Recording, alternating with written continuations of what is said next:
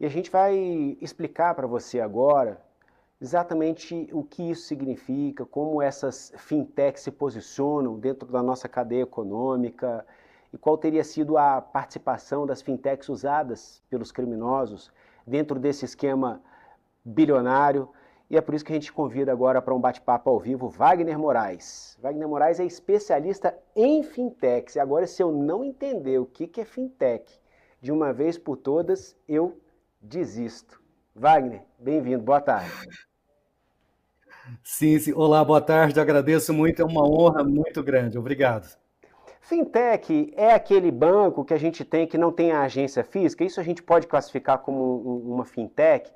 É uma instituição financeira?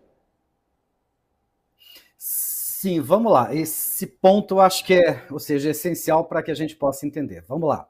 Tá? Existe a fintech, ela nasceu com esse conceito de fornecer uma tecnologia financeira, soluções financeiras voltadas ao mercado de meios de pagamento em diversas áreas. Mas agora existem dois tipos de fintechs. Aquelas que já viraram, entre aspas, um banco digital, que sofrem essa regulação do Banco Central, e esse é um processo com uma complexidade elevada, né? Exemplo, se é, digamos, olha, se eu quiser estruturar um banco, eu preciso entrar com um pedido de autorização junto ao Banco Central, né, e, logicamente, um processo burocrático de comprovação de dados, de compliance, né, mais um monte de outras coisas. Esse processo ele leva, né, um determinado tempo. Então, hoje, tá, existem diversas fintechs que já são reguladas, né, estão funcionando no conceito de banco digital e que fazem essa prestação de contas de tudo que acontece num nível de detalhe muito, muito grande, junto ao Banco Central, né, e, logicamente, esse processo de prestação de contas, né, ele traz uma segurança muito grande, né, em função da quantidade de informações diárias, quinzenais, mensais, semestrais, anuais, que necessitam ser feitas. Né? Mas existem essas outras fintechs que não estão com autorização com essa regulação do Banco Central, né, são novas empresas, ou seja, já criadas, mas que não sofrem esse processo de regulação ainda. Né? E, logicamente, ao longo desses últimos anos, esse mercado cresceu com uma intensidade muito grande. Hoje já existem aproximadamente 2.100 fintechs instaladas no Brasil.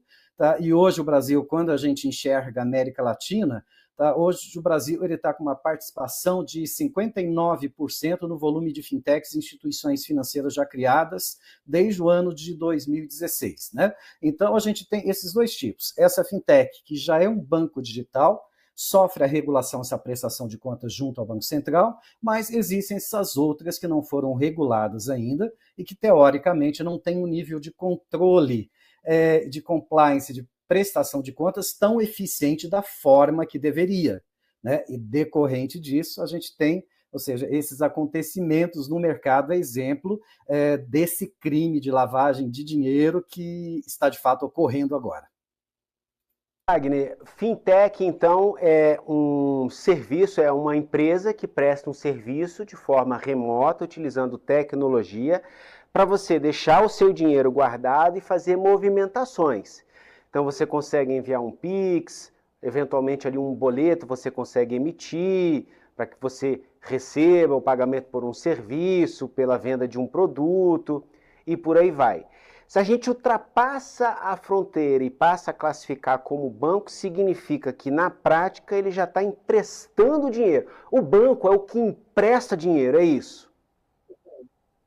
Sim, sim, é mais ou menos isso. Vamos lá. Existem alguns tipos e classificações de bancos digitais. Exemplo, tá? Existe um que chama Sociedade de Crédito Direto, né? Esse é o tipo de licença que é obtido junto ao Banco Central, e essa instituição ela só pode fazer operações de crédito, só.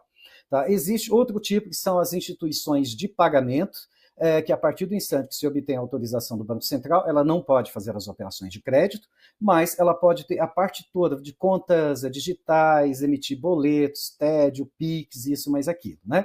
Então, existem alguns tipos e classificações dessas instituições financeiras. E essas fintechs que não são autorizadas a operar pelo Banco Central ainda, elas atuam em diversas formas. seja no mercado de seguros, seja no mercado de adquirência, ou seja, essa maquininha lá de cartões, ela faz a captura de transações, né? Ela pode ter um banco digital, mas é num tipo de operação que a gente chama, entre aspas, numa linguagem mais informal, ou seja, é barriga de aluguel, ou seja, eu não tenho uma instituição financeira aprovada pelo Banco Central, mas eu faço a contratação de uma instituição financeira já aprovada do Banco Central, fico abaixo dessa instituição financeira que vai cumprir todo esse processo regulatório junto ao Banco Central, mas eu monto essa fintech. Isso logo abaixo desse banco, né? Eu monto ela com a minha marca, com a minha cara, faço abertura de conta corrente, ofereço crédito, mas isso tudo vinculado a esta instituição financeira logo acima de mim, que faz a prestação de contas ao Banco Central. Mas o que ocorreu nesses anos foram novos entrantes, muita gente despreparada, ou seja, estruturaram fintechs, entre aspas, bancos digitais não regulados, né? E, logicamente, a qualidade da prestação de contas junto ao Banco Central, junto à Receita Federal, tá? E esses outros órgãos todos, não acontece do jeito que se deve devido à falta de controle, à falta de estrutura, à falta de áreas, sistemas e mais um monte de outras coisas que essas instituições financeiras reguladas pelo Banco Central têm essa obrigação de fazer. O que os criminosos envolvidos naquele esquema fizeram, então, foi criar fintechs especificamente para operar todo esse montante que foi desviado, fruto do crime, enfim, ou eles se aproveitaram de fintechs já abertas, ou eles se apropriaram de fintechs já abertas.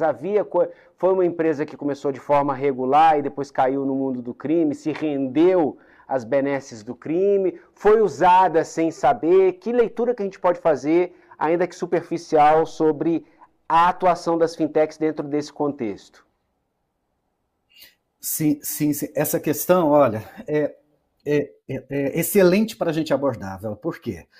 Esse movimento, Vela, do crime organizado dentro do mercado financeiro, tá? A gente que faz parte do mercado financeiro, a gente que está ali dentro, tá? A gente acompanha, tá? Esse movimento ele não é isolado e, de fato, ele já vem acontecendo há alguns anos, eu diria, né? Mas o que aconteceu é que o Banco Central, junto com a Receita Federal, eles apertaram mais o cerco, nisso identificaram esse caso especificamente. Mas eles agem de diversas formas.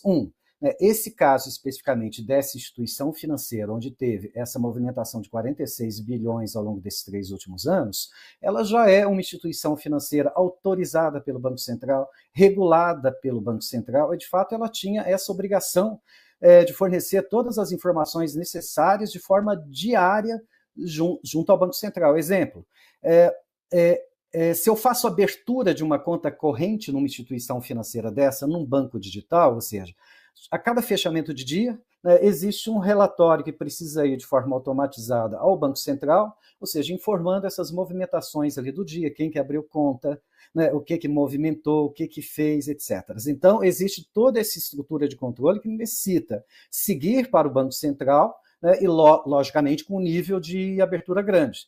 Né? E nessa instituição especificamente que teve essa movimentação grande, ela, de fato, ela não fez a prestação de contas da forma como que se deveria, né? E, logicamente, por conta disso que se demorou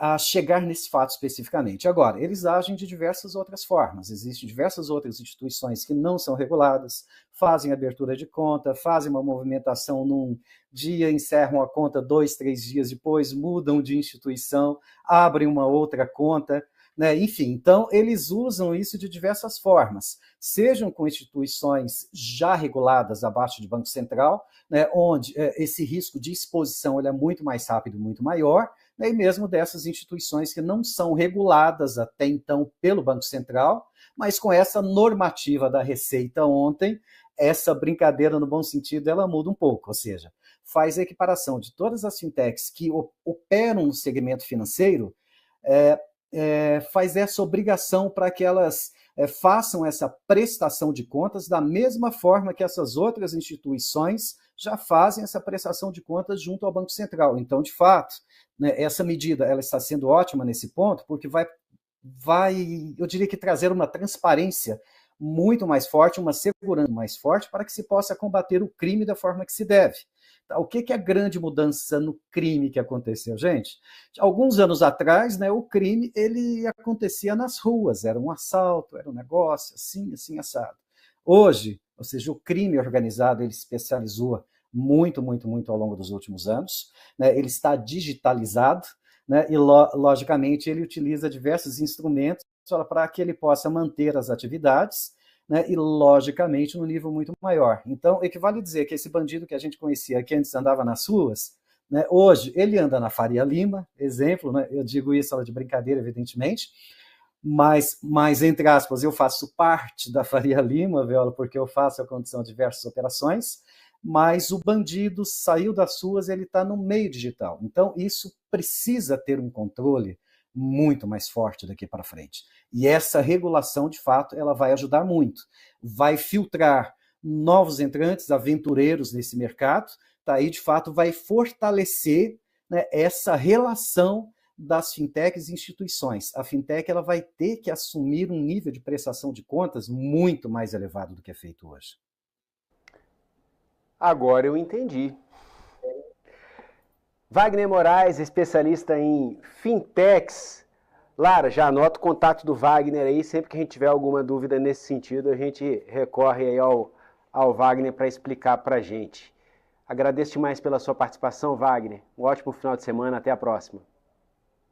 Eu que lhe agradeço imensamente, um ótimo final de semana.